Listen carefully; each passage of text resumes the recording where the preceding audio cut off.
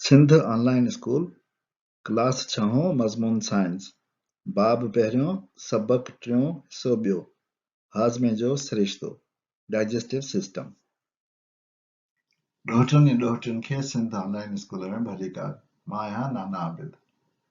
हिन सबक में असां हाज़मे जे सिरिश्ते जे बारे में पढ़ंदासीं ऐं ॾिसंदासीं त असां जेको खाधो खाऊं था उहो असांखे तवानाई कीअं थो पहुचाए। असां ॾिठो त कुझु उज़वा मिली ऐं सिरिश्तो ठाहिनि था। हाज़मे वारो सिरिश्तो उहे उज़वा मिली ठाहिनि था जेके खाधे वारे अमल में ऐं उन खाधे खे तवानाई में बदिलाइण जे अमल में शामिल आहिनि। इन्हनि में कुझु डायरेक्टली रिलेटेड यानी लाॻापियल आहिनि ऐं कुझु इनडायरेक्टली या अणसिधे तरीक़े सां लाॻापियल आहिनि। डायरेक्टली रिलेटेड या सिधे सही तरीक़े सां लाॻापियल हिसनि में अचे थो वात, ज़बान, फेरिंग्स, निड़ी या एसोफेगस, स्टमक या मैदो, नंढो आंडो या स्मॉल इंटेस्टाइन, वॾो आंडो लार्ज इंटेस्टाइन, रेक्टम ऐं एनस या निकाल जुटम।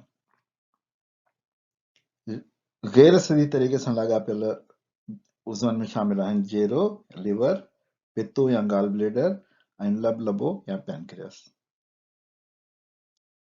वात ऐं ज़बान खाधे जे अमल जी शुरूआत कंदा आहिनि। इन जो कमु खाधे खे चॿाड़े नंढड़ो करणु आहे, थुक सां आलो करणु आहे जीअं हू थोरो ॻरी वञे ऐं एंज़ाइम शामिल करणु आहे। मैदे जो कमु खाधे खे जमा करणु या गॾु करणु आहे, उन में एंज़ाइम मिलाइणु आहे ऐं उन जे खल मां मैदे जे खल मां निकितल तेज़ाब विझी उनखे ॻारणु आहे। जेरो खाधे जे प्रोसेस थियल खाधे जे यानी जेको मैदे में प्रोसेस थी वियो उन में बाइल मोकिलींदो आहे। बाइल हिकिड़ो रस हूंदी आहे जेका सणभ ऐं विटामिन खे ॻाल्हण जो कमु कंदी आहे। पिते में बाइल जो ज़ख़ीरो हूंदो आहे। लबलबो इंसुलिन ऐं एंज़ाइम पैदा कंदो आहे, उहो बि खाधे में शामिल थींदो आहे। नंढे आंडे में खाधे खे वधीक ॻाल्हण जो कमु थींदो आहे ऐं खाधे मां तयारु कयल खुराक खे रत में शामिल करण जो कमु बि थींदो आहे। वॾे आंडे में पाणी ऐं विटामिन खे रत में शामिल करण जो कमु थींदो आहे। अचो असां ॾिसूं त खाधो तवानाई में कीअं थो मटिजे, असांजे जिस्म जे मुख़्तलिफ़ उज़वनि मां कीअं थो लंघे। सभिनी खां पहिरीं खाधो वात में वञे थो, जिते उते चॿाड़िजे थो। वात जे थुक मां उन में कुझु एंज़ाइम्स शामिल थियनि था।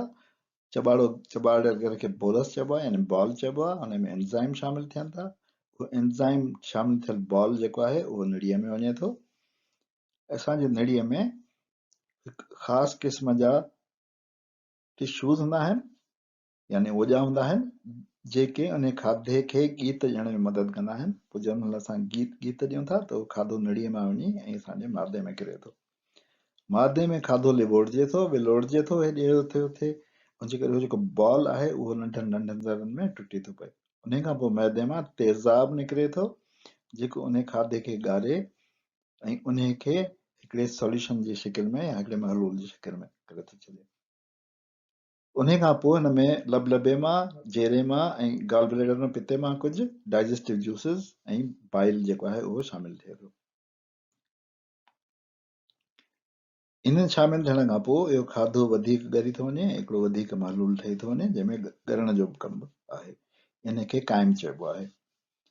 इहो काइम असांजे लिवर मां बाइल वठे थो गाल ब्लेडर मां नंढे आंडे में।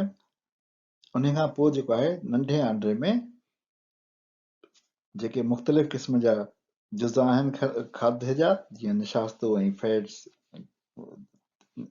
उहे ऐं ॿियनि क़िस्मनि जा जुज़ा ऐं मुख़्तलिफ़ जुज़ा आहिनि जेके फैटी एसिड्स थिया, ग्लिसरॉल थियो,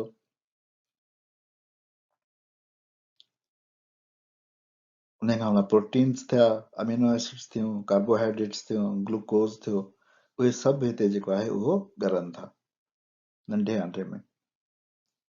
उन खां पोइ नंढे आंडे में जॾहिं इहो लंघे थो त नंढे आंडे में हिकिड़ा ईअं आङुरियुनि वांगुरु या वारनि वांगुरु शयूं ठहियल आहिनि जंहिंखे विली चवंदा आहिनि। उन विली मां, उन खाधे मां सॼी तवानाई जिस्म जे जेके रत जूं रॻूं आहिनि उन्हनि में वञे थो।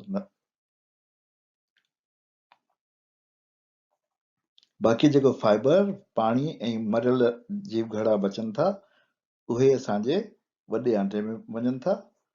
वॾे आंटे मां लंघी उन में बि पाणी आंठे ॿियूं शयूं रत में शामिल थियनि थियूं। बाक़ी असां वटि स्टूल या पाखानो बचे थो जेको असां रेक्टम में जमा करे उन खां पोइ एनस मां ॿाहिरि कढी छॾियूं था।